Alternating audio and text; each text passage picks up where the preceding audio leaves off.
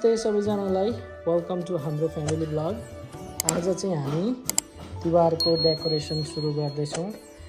सम्पूर्ण देश तथा विदेशमा रहनुभएका हाम्रो नेपाली दाजुभाइ मातापिता दिदीबहिनीलाई आउँदै गरेको दिवालीको हार्दिक मङ्गलमय शुभकामना छ र हाम्रो चाहिँ यसरी डेकोरेसन सुरु हुँदैछ। हजुरहरू हेर्न सक्नुहुन्छ यहाँ कसँग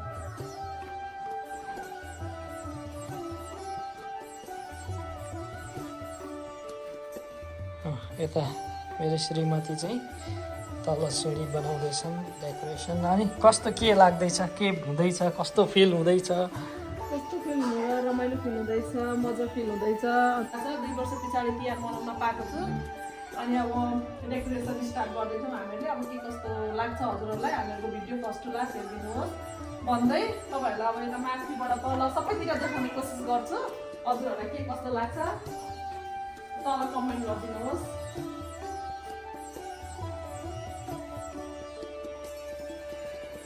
ल माथि चाहिँ यस्तै छ मेरो यो एलइडी लाइटहरू पनि जोडिसक्यो।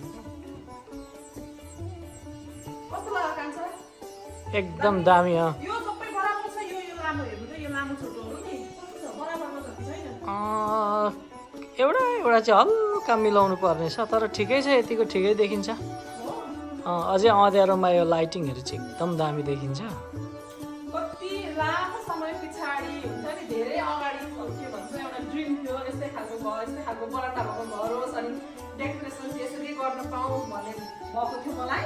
अहिले अब ठ्याक्क 11-12 वर्ष पछाडि त्यो चाहिँ ड्रिम एउटा फुलफिल भइसकेको छ मलाई। अनि अब के भन्नु र, ह्याप्पी छु, खुसी छु।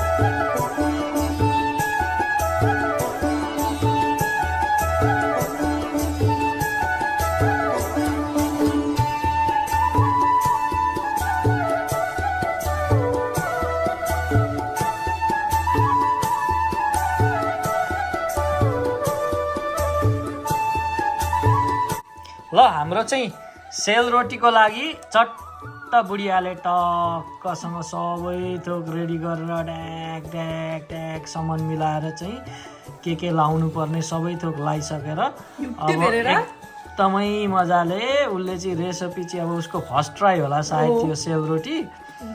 युट्युबमा हेरेकै थिइन्, टिकटकमा हेरेकै थिइन्। अब फाइन हाम्रो रिजल्ट चाहिँ कस्तो हुन्छ हेर्दै गर्नु होला होइन।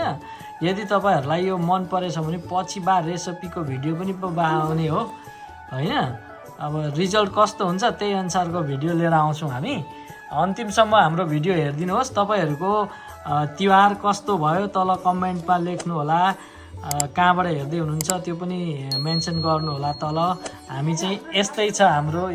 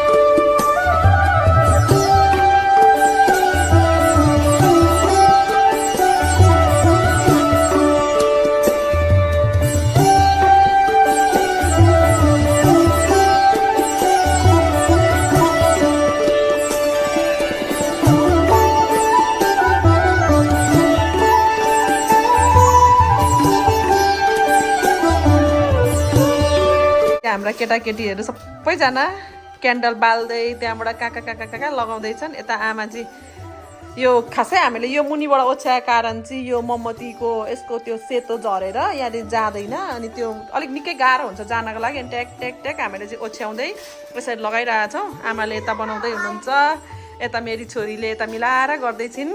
कान्छी ह्याप्पी लक्ष्मी पूजा भन न। अनि नानीलाई कस्तो फिल हुँदैछ? नानी अब केर्सा तिमीलाई कस्तो फिल भइरहेछ अब अहिले? हुन्छ नि एक्साइटेड। अनि भाइ ह्याप्पी के गरेको तिमीहरूले खासै? यो चाहिँ ए तिमीले चाहिँ आगो छोको?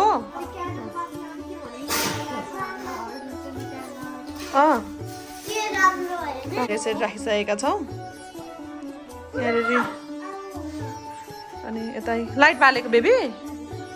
ए लाइट निभाएको? ए लाइट निभाउँदा झन् राम्रो देख्छ। छोरी उनीहरू पुगेको छैन, अझै लगाएर राख्नुपर्छ त। ए ल ल ल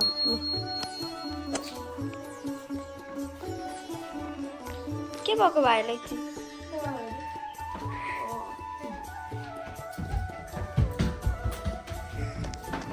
यता अब सुरु भयो। यता अब सुरु भयो।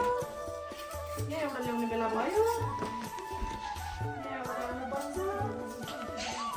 कति राम्रो देख्छ। नानी लाइट निभाउनु त भाइ, एकखेप लाइट निभाउँदा चाहिँ राम्रो देखिन्छ। लु निभाउ त। वाउ कति दामी देख्यो।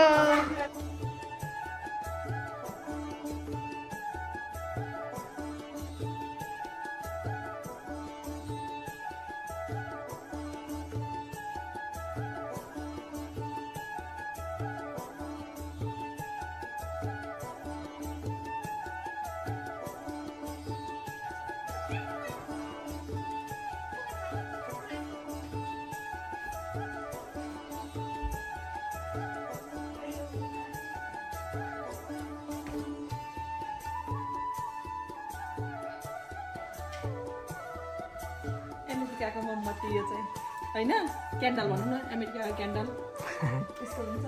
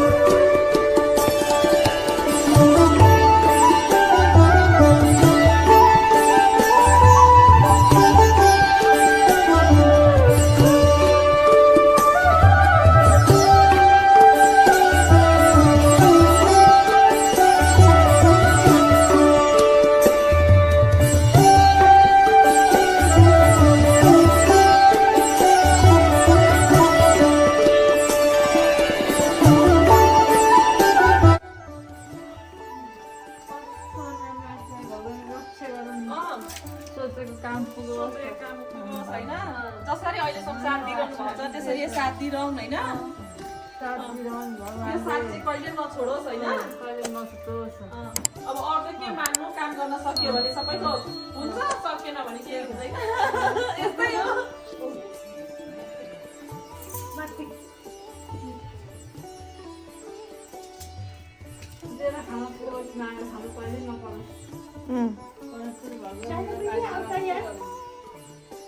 उसलाई कोला चाहिएको नि त ल हामी चाहिँ ट्याक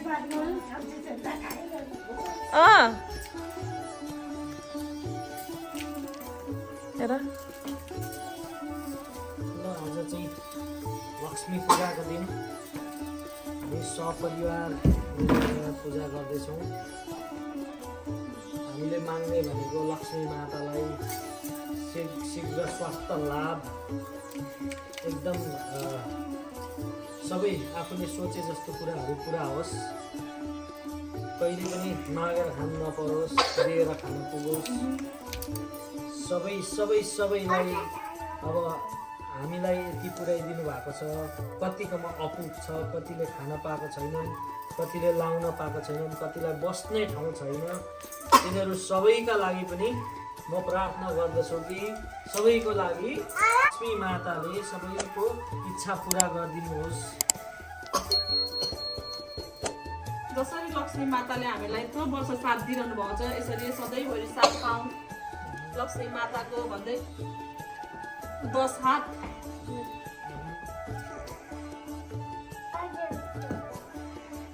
अब प्रसादी खानेलाई प्रसादी खान रेडी हौ होइन? And cut.